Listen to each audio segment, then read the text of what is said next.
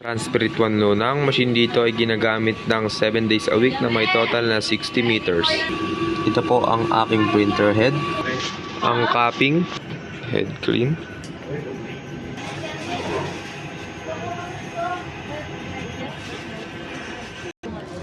Nozzle check.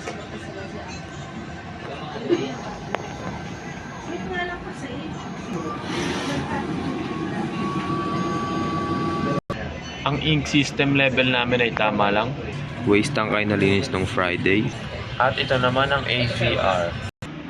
Sakto lang kami sa CMYK at film. At wala kaming kulang. Mag-SR pa lang din kami. Itong na-consume namin ng Subderol, Cyan, Magenta, Yellow, at Black. Ito naman ang aming daily output at printer daily checklist. Salamat.